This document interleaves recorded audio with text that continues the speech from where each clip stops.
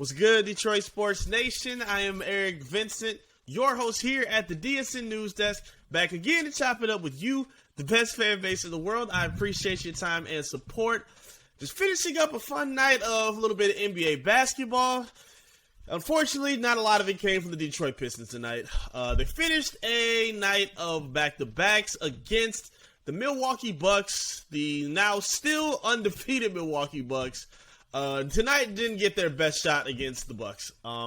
They played them on Halloween. I didn't really get to react to the Halloween game. And since they were playing back-to-back games, a little day in between, figured it would be a little bit easier to just react to them now. So tonight, 116-91 was the final score. Kind of different from what we saw on Halloween. Halloween was a lot more fun. Halloween was a lot more entertaining. It was a lot closer, and it was a lot more convincing with what we saw on the score. Tonight was a little bit more deceptive. We're not going to go too much with what we saw on the Halloween game. We remember it. And what I really just want to hone in on are a couple of different things, because something we saw on Halloween and something we saw tonight I think will be a trend. And I think a lot of the issues that the Pistons had to deal with tonight that we've kind of been talking about before are continuing to be issues for this team. Now, we'll kind of go into it step by step. So, again, the Halloween game, a lot better. 110-108 final score. A Cade Cunningham masterpiece where he, seemingly is still trying to step into all-star form. Bojan had a nice game. If I'm not mistaken, I think Jaden Ivey had 19 points as well, kind of getting his rhythm. It was a much more impressive game from the Pistons on Halloween. Tonight, I think, again, as we've talked about before, the inconsistencies of a young team. I feel like the offensive issues, or the offensive flows, I should say, I think are going to be a lot more common than I think people are expecting, because there are going to be some nights where we see Cade look like an all-star, but there are going to be nights like we saw with him tonight where his shot wasn't falling, where he's maybe a little bit out of sync and out of rhythm, especially when he's been playing against some of the more elite NBA defenses in the around the league. So there are going to be some nights we see Jaden Ivey pop off, Sadiq go crazy, or as we saw Isaiah Stewart against Golden State. We're going to see nights where they're looking to the top of their potential. Then we're going to see some nights like we saw tonight, where basically everybody seemed to be out of rhythm. It seemed like nobody could really get it going with this team today. The Pistons were not their most impressive self.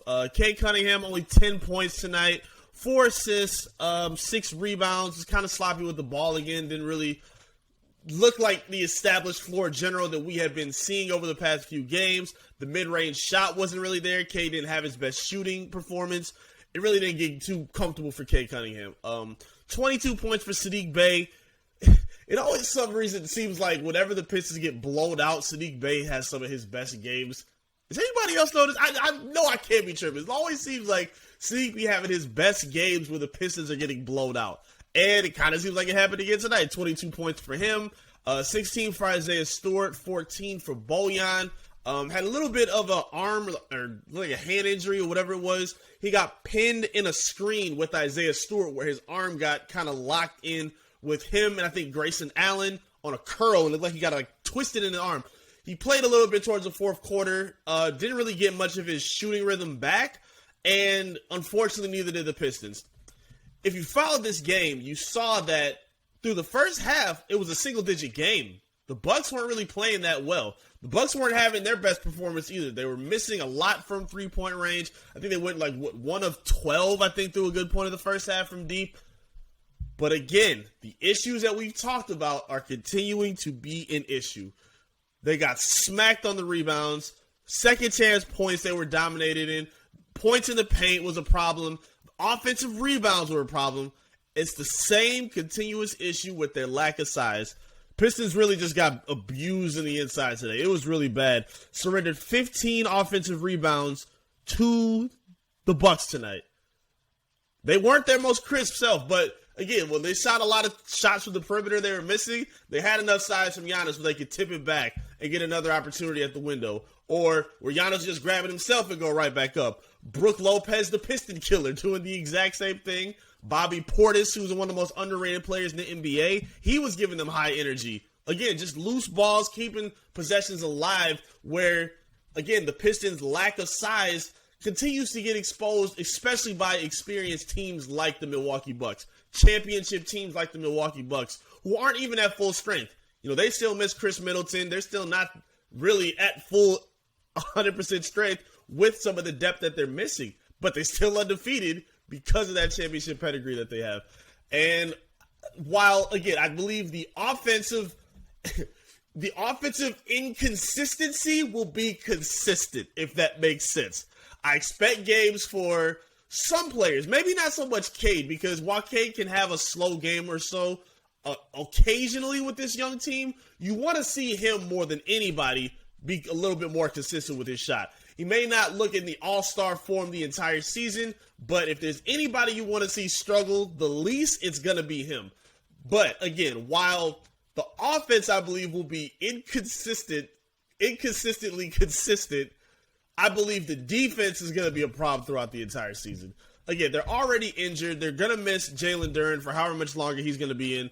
Apparently, Dwayne Casey wanted to give it a try. Apparently, he's feeling a lot better and could play as soon as next week, I believe it was. So hopefully we get some more good news with that. We're tracking his status. Marvin Bagley also should be ramping up to get a little bit closer. He may be a week or two away from returning. But even outside of that, those are two still inexperienced players who you're going to be leaning on a lot. Nerlens Noel, at this point, I believe, is cooked. Like, he's the best thing he did today was hit that weird mid-range jumper from the side of the hoop that actually somehow went in. He didn't play a lot of good defense. Like, he was getting taken to task by Brook Lopez at the rim, and I don't think that's going to change with him. I think he showed us who he is at this point, and that's fine. You shouldn't be relying on guys like Nerlens Noel, but you don't have a lot to rely on in general in terms of size and depth with the bigs that you have on this team. And I think it's serving as a huge problem. I hate seeing Cade Cunningham play in a system where we saw him so successful last season with the lob threat. I don't think I've seen him throw a lob all season. I can't remember one lob he's thrown to any big this year. Now, great, it's not his fault. We see him try to get into Jalen Duren. We've seen him try to feed Beef Stew as often as he can. But again, as we know with Beef Stew, he's not a lob threat. He's not tall enough. He doesn't play consistent enough above the rim to be that. And there is a lot of defensive pressure that's being collapsed on Cade Cunningham. We're seeing it more and more often, especially again against elite teams. Cade has seen defenses like the Atlanta Hawks twice with a guy like DeJounte Murray, who's one of the best defenders in the league, playing against Drew Holiday and the Milwaukee Bucks with savvy bigs who know how to drop and defend Cade Cunningham, who's trying to drive to the lane by putting a big in the lane to stop his momentum while also having his defender doubling him at the same time. They also just played Golden State, where that's a very savvy defensive team.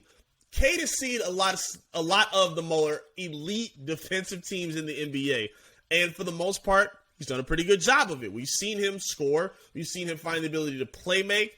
But to me, even with him playing as great as he is right now, I still feel like we're still not tapping into his full potential when you don't give him a consistent lob threat.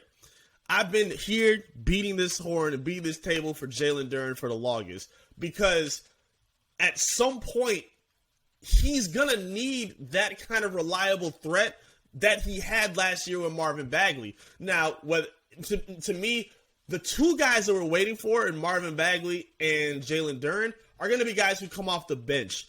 Now, Dwayne Casey's been staggering minutes a lot more for guys like Cade to play with the bench, but at the same time, I want to see him work with guys like Marvin Bagley and Jalen Duren as much as possible. So I would really prefer one of those two to be starting as soon as possible. Again, I love Beef Stew. I think he's showing improvements in his game.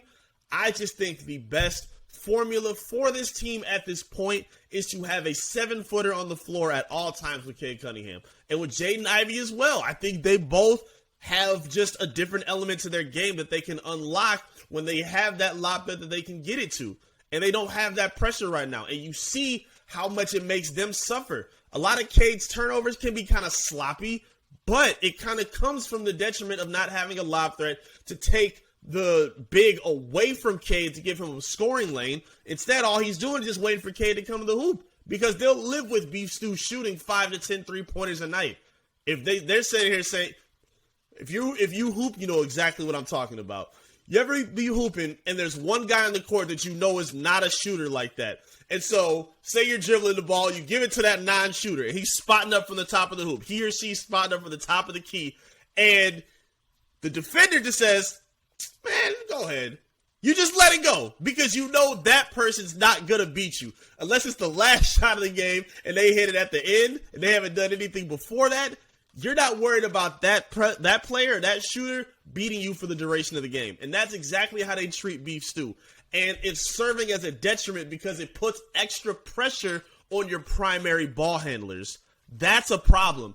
I feel like unless Beef Stew becomes what Bojan is, an elite level 3-point shooter where defenders are forced to actually guard him and open up scoring and passing lanes for Cade and Jaden Ivey or Sadiq Bey, you're putting more clamps on what they can give you offensively. Beef Stew is, again, I believe he's better suited as a bench player. And there's nothing wrong with that. Nobody's sitting here saying Beef Stew can't play. I'm not saying he's trash. I'm sitting here believing that he's better. His skill set, I believe, is better suited coming off the bench. You need to have 7-foot lob threats for Cade Cunningham at all time. You have to. You have to have it for these guards. They're too talented as passers. It would open so much space for this offense to flourish. It needs to happen sooner than later. Again, I've heard a lot of you in the comments talking about fire Dwayne Casey. We need a new coach. We need to get a new coach. I'm giving Casey time to make that adjustment. When Bagley and Durant come back in the lineup, if he makes that adjustment and we see a different looking Piston team, y'all got to eat crow and admit you were wrong. And you got to apologize to Dwayne Casey.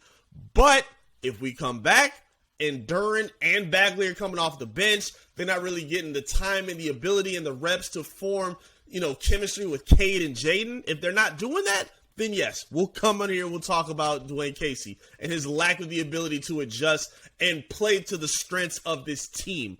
But as of right now, you got to give him a little bit of time. Now, again, this is an elite championship team they just played against. At any point they were going to possibly get that upset, it was the first game. And I like how they played on Halloween. But a championship team comes back and responds the way they did tonight. I'm not tripping on it. You shouldn't worry about it. This is what you would expect from a young team. They gave them their best shot the first time they played them. They made adjustments, and they put the Pistons in a chokehold. No worries.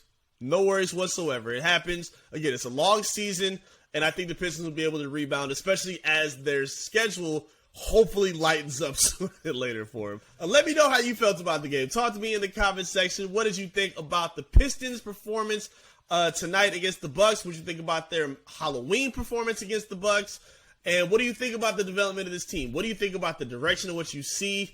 I would love to hear from you. I love hearing all your feedback after the games. Talk to me. Make sure you like the video as well. And keep subscribing if you're a new viewer of the channel. Hit subscribe. We're getting closer and closer to 5,000 subscribers. We're this close to hitting that milestone. With your support, we are this much closer to making it happen. Thank you so much for all that you do.